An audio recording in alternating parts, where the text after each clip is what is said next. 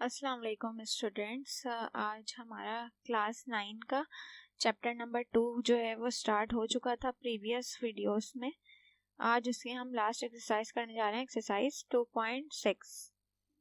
Exercise 2.6 में हमारे पास question given है, solve the non homogeneous system of linear equations using matrix inversion method.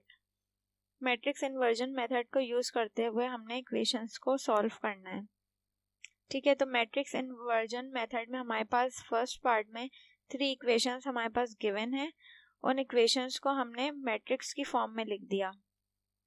Matrix की form में किस तरह से लिखेंगे, जैसे कि फॉर एग्जांपल ये पहली इक्वेशन है हमारे पास x + 2y + z। तो इसमें x का वेरिएबल 1 है, हमारे पास y का वेरिएबल 2 है और z का वेरिएबल भी 1 है। ये आ गई फर्स्ट इक्वेशन के वेरिएबल। इसी तरह सेकेंड इक्वेशन में 2 है, फिर माइनस y का वेरिएबल -1 है, z का वेरिएबल 1 है। ये हमने सेकंड रॉ में लिख दिया। इसी तरह थर्ड इक्वेशन में x का वेरिएबल 1 है, y का भी 1 है, z का -1 है। ये हमने थर्ड रॉ में लिख दिया। ठीक है, सेकंड मैट्रिक्स हमने वेरिएबल्स का बनाना है। टोटल वेरिएबल्स हमारे पास 3 दिए हुए हैं, x y z। तो x y z जो है वो लाइन से आ गए। इसी तरह से इक्वल टू के इस साइड जो लिखा हुआ होता है हमारे पास, उसको हम नेक्स्ट ब्रैकेट में लिखते हैं इक्वल टू के बाद। तो हमारे पास पहले 8 लिखा हुआ था, फिर 3 और 0 लिखा हुआ था, तो उसको हमने एक साथ लिख दिया है नेक्स्ट ब्रैकेट में। अब हमारे पास फॉर्मूला होता है ax = b। तो इस ax के जरिए से हमने x की वैल्यू निकाल ली और a को हमने इक्वल टू के उस साइड भेज दिया, तो a इनवर्स बन गया। ठीक है, अब हम सबसे पहले डिटर्मिनेंट निकालेंगे। इसमें भी मैट्रिक्स इन्वर्जन मेथड में डिटर्मिनेंट जो है हम वो लास्ट वीडियोस में सीख चुके हैं, डिटर्मिनेंट किस तरह से निकालते हैं हम। तो ये फॉर्मूले से हमने x की पहले इक्वेशन बना ली, ax = b जो है वो फॉर्मूला है हमारे पास। x की हमने इक्वेशन बना ली, a उस तरफ जाके इन्वर्स हो गया। ए डिटर्मिनेंट के लिए हमने ए का जो फर्स्ट वाला ब्रैकेट है हमने ये उतार लिया। हम इसमें एक्सपेंड कर रहे हैं किसको, अपनी रॉ वन को एक्सपेंड कर रहे हैं। तो रॉ 1 का पहला एलिमेंट है 1। यहाँ पे 1 लिखा हुआ नहीं है, क्योंकि 1 लिखें या ना लिखें वो मल्टीप्लाई होके वही आंसर ही आना है। मैंने लिख दिया है खैर 1 यहाँ पे। तो पहली रॉ 1 को एक्सपेंड करने का मतलब पहली रॉ और पहला कॉलम जो है वो कट हो जाएगा और चारों जो वेरिएबल्स हैं जो बचे हैं वो हमने उतार दिया। सेकंड क्या है, सेकंड हम जो डिटर्मिनेंट लेते हैं तो सेकंड वैल्यू जो है वो माइनस में लेते हैं, यानी रॉ 1 का हम सेकंड नंबर क्या है -2 है, लेकिन सेकंड वैल्यू माइनस में तो -2 आ गया। अब हम पहली रॉ और दूसरे कॉलम को कट कर देंगे और जो चारों नंबर बचे हैं उनको यहाँ उतार दिया। अगेन थर्ड एलिमेंट इसका क्या है, +1 दिया हुआ है, तो हम पहली रॉ और थर्ड कॉलम को कट कर देंगे। जो वेरिएबल बचे हमने यहाँ लिख दिया। रॉ 1 को एक्सपेंड करने का मतलब है हमने रॉ 1 को कट करना है, पहले कॉलम के साथ, फिर दूसरे कॉलम के साथ और फिर तीसरे कॉलम के साथ। तो वो यहाँ पे हमने कर दिया है। यहाँ पे हमने क्रॉस मल्टीप्लाई होता है जब भी डिटर्मिनेंट के अंदर लिखा हुआ होते हैं नंबर्स। तो 1 1 सा क्या हो जाएगा 1 और माइनस माइनस क्या बन जाएगा प्लस। यहाँ बीच में फॉर्मूले का माइनस आ गया और 1 1 सा क्या हो गया अगेन 1। ठीक है, ये बाहर वाला -2 एज इट इज आ गया। 2 1 सा 2 माइनस आ गया साथ में और 1 1 सा क्या आ गया 1 प्लस 2 1 सा 2 और 1 1 सा 1 और फॉर्मूले का माइनस और ये वाला माइनस क्या बन गया प्लस बन चुका है। इसको सिंप्लीफाई कर लिया तो डिटर्मिनेंट की वैल्यू क्या आ गई हमारे पास 9। ये इस नॉट इक्वल टू 0 है, इसका मतलब है ये आगे सॉल्व होगा। सबसे पहले हम A11 निकालेंगे। ठीक है, हमने लास्ट टाइम भी किया था ये, लास्ट जब मैंने वीडियो समझाई थी उसमें भी थे ये। पहले हमने डिटर्मिनेंट निकालते हैं, फिर आप वैल्यूज निकालेंगे। A11 निकालेंगे सबसे पहले, तो -1 और 1 + 1, यानी पहली रॉ और पहले कॉलम को हम कट कर देंगे। फिर A12 निकालेंगे तो हम क्या, अच्छा ये -1 मैं बता चुकी हूँ, ये फॉर्मूले का होता है -1। ठीक है, इसकी वैल्यू हमने निकाल ली 0। इसी तरह A12 हम निकालेंगे तो -1 1 + 2 आ जाएगा और इसी तरह A12 की वैल्यू भी आ गई। फिर हम A13 निकालेंगे तो हम A13 की वैल्यू हमारे पास क्या आ गई, A13 की हमारे पास वैल्यू आ गई है 3। नेक्स्ट A13 के बाद हम निकालेंगे A21। नेक्स्ट पेज पे इसका नेक्स्ट पेज जो है वो 17 है। जिसमें हमने यहाँ निकाला हुआ है। ठीक है, ये है मेरे पास A17, A21, A11, A12, A13 निकाले, उसके बाद A21 हमने निकाला। A21 में भी हमने -1, 21 है तो 2 + 1 आ गया, यानी सेकंड रो और फर्स्ट कॉलम हमने कट करना है। A21 की वैल्यू आ गई हमारे पास 3। इसी तरह 22 भी निकलेगा, 23 भी, और फिर अगेन 31, 32 और 33। लास्ट वीडियो में मैंने बताया था हमारे पास जो हम इनवर्स निकालते हैं तो उससे पहले हम एडजॉइंट निकालते हैं। तो एडजॉइंट के लिए हमें ये 9 चीज़ें निकालनी पड़ती हैं, A11, A12, A13। Next row में हम पढ़ते हैं A21, 22, 23 और उससे नेक्स्ट रो में हम पढ़ते हैं 31, 32 और 33। तो हमने ये सब की वैल्यूज यहाँ पे फाइंड कर ली हैं। अब हमने इनवर्स का फॉर्मूला लिखा। इनवर्स का फॉर्मूला हम पढ़ चुके हैं। इनवर्स का फॉर्मूला होता है 1/a determinant adjoint of A। तो हमने डिटर्मिनेंट यहाँ पे क्या निकाला था, 9 निकाला था, 1/9 आ गया। एडजॉइंट की हमने वैल्यू क्या निकाली है, सबसे पहले यहाँ 11 की वैल्यू लिखेंगे, यहाँ 12 की और यहाँ 13 की। 21, 22, 23, 31, 32, 33 ये सारी वैल्यूज आ गई। और यहाँ पे साथ में ये जो सी वाला कॉलम था, अच्छा यहाँ पे ये वाला जो कॉलम था तीसरा वाला, इसमें मैं दिखा देती हूँ आप लोगों को। ये वाला जो कॉलम था हमने साथ में ये वाला कॉलम उतार लिया है। अब इसमें हम क्या करेंगे, 1/9 जो है वो एज इट इज आ गया हमारे पास।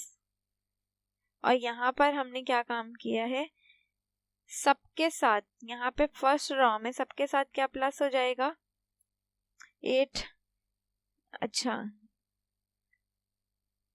यहाँ पे हमने मल्टीप्लिकेशन की, ये दोनों ब्रैकेट जो है वो आपस में मल्टीप्लाई हो रहे हैं और प्लस माइनस जो है वो एज इट इज आ गया। तो यहाँ क्या बच गया, 9, यहाँ 18 और यहाँ पे 27। यहाँ पे 9 एज इट इज आ गया, 24 में 6 चलेगा, 18 आ गया, 24 में 3 प्लस किया, 27 आ गया। अब ये 9 जो है वो तीनों वैल्यूज से डिवाइड हो रहा है, तीनों से डिवाइड किया, 9 को 9 से डिवाइड करेंगे तो 1 आ जाएगा, 9 को 18 से डिवाइड करेंगे तो हमारे पास 2 आ जाएगा, 9 को 27 से डिवाइड करेंगे तो हमारे पास 3 आ जाएगा। तो ये तीनों वैल्यूज जो आ गई वो हमारे पास, जो वेरिएबल्स हमें इक्वेशन में गिवन थे x, y और z, उन तीनों की वैल्यू आ गई। x पर आ गया 1 के, y इक्वल आ गया हमारे पास 2 के और z इक्वल आ गया हमारे पास 3 के।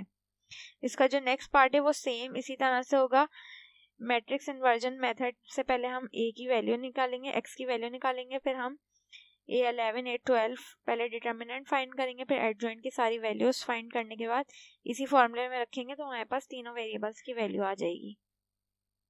क्वेश्चन नंबर 4 नेक्स्ट है। क्वेश्चन नंबर 4 क्या गिवन है हमारे पास, solve the non homogeneous system of linear equation using Gauss elimination method. दो मेथड थे, पहले मैट्रिक्स इन्वर्जन मेथड, अब है गॉस एलिमिनेशन मेथड से हमने इक्वेशंस को सॉल्व करना है।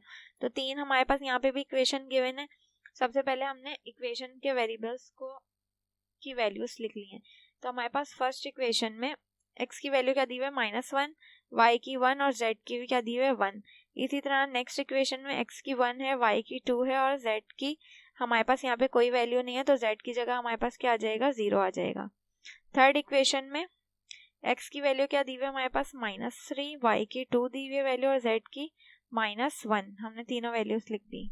यहाँ पे जो सेकंड मैट्रिक्स है हमारे पास उसमें हम इक्वल टू के बाद वाली वैल्यू लिखते हैं। तो इक्वल टू के बाद यहाँ 0 दिया हुआ है, यहाँ 5 दिया हुआ है और यहाँ पे -2 दिया हुआ है। ठीक है, अब यहाँ पे क्या लिखा हुआ है हमने, बाय -1 R1, यानी रॉ 1 जो है उसको हम -1 से मल्टीप्लाई करेंगे। तो मैंने जब इसको रॉ 1 को, अपनी ये है मेरी रॉ 1, इसको जब -1 से मल्टीप्लाई करूंगी मैं तो मेरे पास यहाँ पे तो -1 ऑलरेडी था, -1 से मल्टीप्लाई होगा तो ये +1 बन जाएगा। एक मिनट, अब नजर आ रहा है क्लियर, ठीक है, 1 बन गया। इसको -1 से मल्टीप्लाई करूंगी तो -1 आ गया, इसको मैं -1 से मल्टीप्लाई करूंगी तो -1 आ गया। बाकी R2 और R3 ऐसी आ गई, ये वाले नंबर भी एज इट इज आ गए। अब कौन सा मैंने ऑपरेशन लिखा है यहाँ पे, bye R2 plus -1 R1 and R3 plus 3 R1। यहाँ पे जो मैंने लिखा हुआ है ऑपरेशन, यानी ये R2 पर होगा और ये किस पर होगा, R3 पर होगा ऑपरेशन। यानी R1 जो है वो एज इट इज उतर जाएगी। तो R1 मेरे पास क्या दी हुई थी, R1 मेरे पास दी हुई है 1 -1 और -1। R1 एज इट इज आ गई। जो ऑपरेशन हम अप्लाई करेंगे वो R2 पर और R3 पर अप्लाई करेंगे। तो R2 पे हम किस तरह से करेंगे, R2 प्लस -1 R1, यानी -1 को हम R1 से मल्टीप्लाई करेंगे, जो आंसर आएगा वो हम R2 में प्लस करेंगे।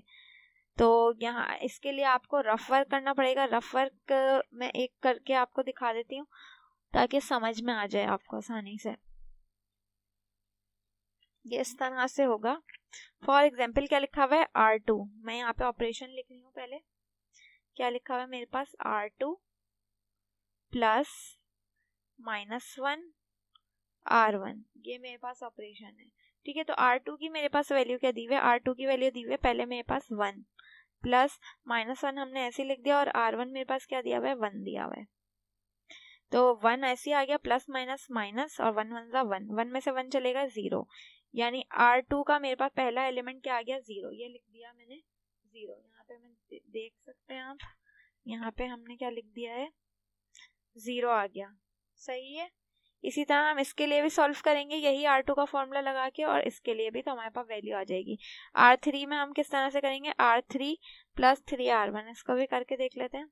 ये ऑपरेशन है हमारे पास, R3 प्लस 3 R1। तो R3 का मेरे पास नंबर क्या दिया हुआ है, R3 का नंबर दिया हुआ है मेरे पास -3 प्लस 3, और R1 का मेरे पास नंबर दिया हुआ है 1 ही दिया हुआ है R1 का नंबर। तो यहाँ पे -3 हो जाएगा और +3 हो जाएगा, तो ये प्लस से प्लस कैंसिल हो जाएगा, +3 -3, तो वैल्यू क्या आ जाएगी हमारे पास, इसकी भी 0 आ जाएगी वैल्यू। तो इसकी भी हमने ये 0 वैल्यू फाइंड कर ली है। दिखा देती हूँ मैं आपको।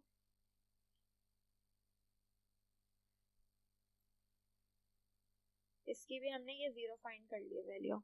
इसी तरह इसकी R2 की सारी वैल्यूज निकाल लेंगे, R3 की भी, और ये वाला ब्रैकेट जो है हमारे पास एज इट इज आ गया है। नेक्स्ट स्टेप में क्या किया हुआ है, नेक्स्ट स्टेप हमने यहाँ सामने सॉल्व किया हुआ है। नेक्स्ट ऑपरेशन लिखा हुआ है बाय 1/3 R2, यानी R2 में आप R2 के जितने एलिमेंट्स हैं सबको किससे डिवाइड करेंगे, 3 से डिवाइड करेंगे। R2 के सारे एलिमेंट्स को हम 3 से डिवाइड करेंगे, तो फिर हमारे पास जो भी आंसर आएगा वो हमने नीचे मैट्रिक्स में लिख देना है। R2 की वैल्यू सिर्फ चेंज हो रही है, R1 और R3 जो है वो एज इट इज उतर जाएगा, ये वाला ब्रैकेट भी एज इट इज आ जाएगा। अब नेक्स्ट ऑपरेशन हमने क्या लिखा हुआ है, bye R3 plus R2, R3 के एलिमेंट्स को R2 में प्लस करेंगे, तो कर लेते हैं। +0 यहाँ पे क्या हो जाएगा, 0 ही हो जाएगा। यहाँ पे -1 और ये +1, -1 और +1 क्या बन गया, 0, तो यहाँ पे R3 में 0 आ गया। और यहाँ पे क्या लिखा हुआ है, 1/3 -4, 1/3 में से जब -4 होगा तो आ जाएगा माइनस का 11/3, और ये वाला एलिमेंट, ये वाले ब्रैकेट जो है वो एज इट इज आ गया। नेक्स्ट ऑपरेशन हमने लिखा है बाय -3/11 R3, तो यानी R3 को हमने 3 से मल्टीप्लाई करना और 11 से डिवाइड करना है। R3 मेरे पास ये रहा। जब कोई भी नंबर 0 से मल्टीप्लाई डिवाइड होगा 0 ही रहेगा, यहाँ पे भी 0 ही रहेगा। यहाँ पे जब मैंने इससे किया तो -11 से +11 कट हो जाएगा और 3 से 3 कट हो जाएगा, तो खाली क्या बचेगा, 1, और ये वाला ब्रैकेट जो है वो एज इट इज आ गया। अब मैंने क्या किया हुआ है, अब मैंने इक्वेट किया हुआ है। क्या लिखा हुआ है, z की वैल्यू मेरे पास लिखी हुई है 1/11, ये वाली z की वैल्यू, ठीक है, इसकी थर्ड वैल्यू। इसी तरह y की वैल्यू मेरे पास क्या लिखी हुई है, y plus z/3 equal to 5/3, यहाँ पे 1 आएगा, ठीक है, ये 1/3 है। y प्लस z/3 और 1 इज इक्वल टू 5, इसके इक्वल ले रहे हैं, और इस वाली वैल्यू को x के इक्वल लेंगे, जैसे x माइनस z और माइनस y। अच्छा, हमने यहाँ पे इक्वेशन से निकाली है वैल्यू, ठीक है, ये जो हमारे पास इक्वेशंस थी, यहाँ पर इक्वेशंस जो गिवन थी, यहाँ से x और y की वैल्यू निकाल के हमने यहाँ पे वैल्यूज पुट की हैं। लाइट नजर आ रहा है, यहाँ पे हमने इक्वेशंस में से वैल्यू निकाल के यहाँ पे, तो यहाँ पे क्या लिखा हुआ है z/3, तो 1/3 मैंने अलग लिख लिया, और z की जगह उसकी वैल्यू आ गई 1/11 और इक्वल टू के इक्वेट की है क्योंकि इक्वेशन, तो ये वाली इसके बराबर है तो 5/3 एज इट इज। इसको सॉल्व कर लिया कि आ गया 18/11। इसी तरह से ये भी हमने इक्वेशन से निकाले x - y - z, तो हमने यहाँ से x की वैल्यू निकाल ली, y और z को यहाँ भेज दिया तो ये प्लस का बन गया। एज अब y की भी वैल्यू लिख दी, z की भी वैल्यू लिख दी, दोनों को नीचे 11 कॉमन आ गया, 18 + 1 क्या बन गया 19, तो x की वैल्यू आ गई मेरे पास 19/11। ये हमारे पास क्वेश्चन जो है वो सॉल्व हो गया है। नेक्स्ट क्वेश्चन की तरफ मूव करते हैं। नेक्स्ट क्वेश्चन हमारे पास क्या लिखा हुआ है, अच्छा ये वाला, हाँ नेक्स्ट क्वेश्चन हमारे पास लिखा हुआ है, solve the non homogeneous system by linear equation using Gauss Jordan method. वही सेम गॉस जॉर्डन मेथड हमने करना है।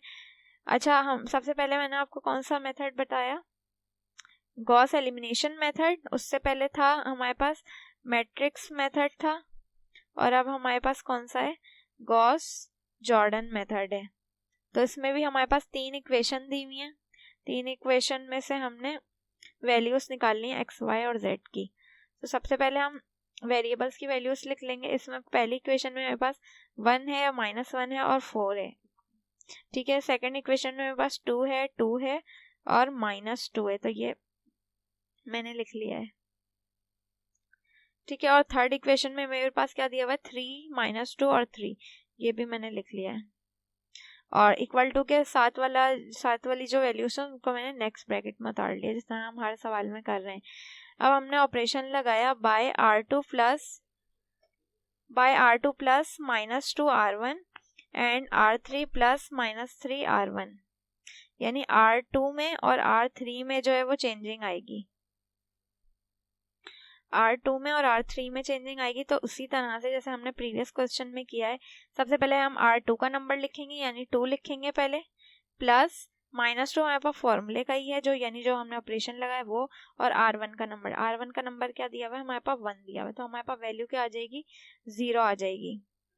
इसी तरह से हम सारी वैल्यूज R2 की भी निकाल लेंगे और R3 की भी निकाल लेंगे। ये वाली वैल्यूज जो है मेरे पास एज इट इज आ गई हैं। यहाँ पे भी अच्छा आप देखें कि यहाँ पे 4 और यहाँ पे जो है वो -6 और -15 है, तो इस पे भी R2 का ऑपरेशन लगा है और इस पे भी R3 का ऑपरेशन लगा है। नेक्स्ट ऑपरेशन क्या लगा हुआ है, बाय 1/4 और R2, यानी अब जो भी चेंजिंग आएगी वो R2 में चेंजिंग आएगी। R1 और R3 को हम एज इट इज उतार देंगे, जो भी चेंज करेंगे हम R2 में करेंगे, तो R2 में मैंने ये वाला ऑपरेशन लगा दिया, यानी 4 से सबको डिवाइड करा दिया, 4 से यहाँ भी डिवाइड होगा, यहाँ पे भी होगा। नेक्स्ट ऑपरेशन क्या है, bye R3 plus -1 R2 and R1 plus R2, यानी जो भी चेंजिंग आएगी वो R3 में आएगी और R1 प्लस R2 हो जाएगा। तो हमारे पास R3 में चेंजिंग आ गई यहाँ पे, और यहाँ पे R1 प्लस R2, यानी R1 और R2 को प्लस करके लिख दिया यहाँ पे। जो भी चेंजिंग हम इस तरफ करेंगे वही चेंजिंग हम यहाँ पे भी करेंगे, दोनों जगह चेंजिंग होगी।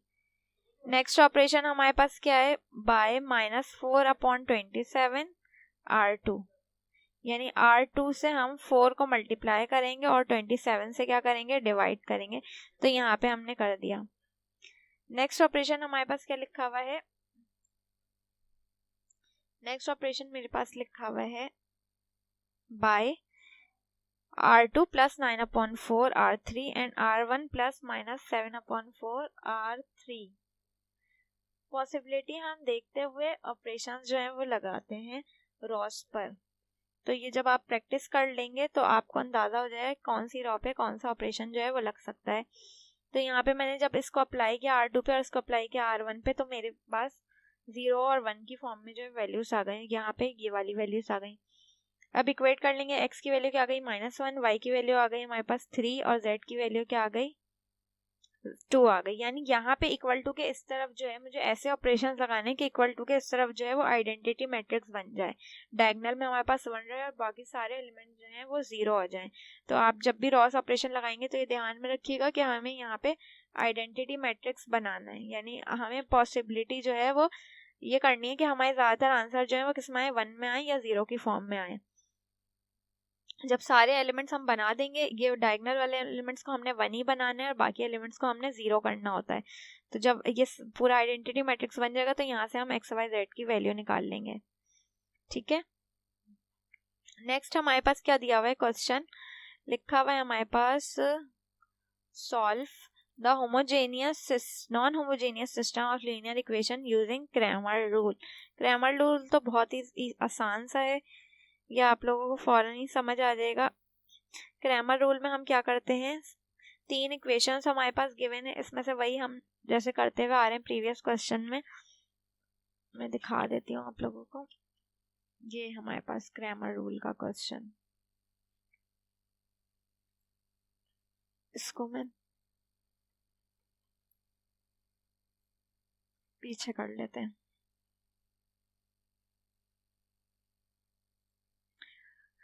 ठीक है, ये हमारे पास क्रैमर रूल का जो है वो क्वेश्चन दिया हुआ है।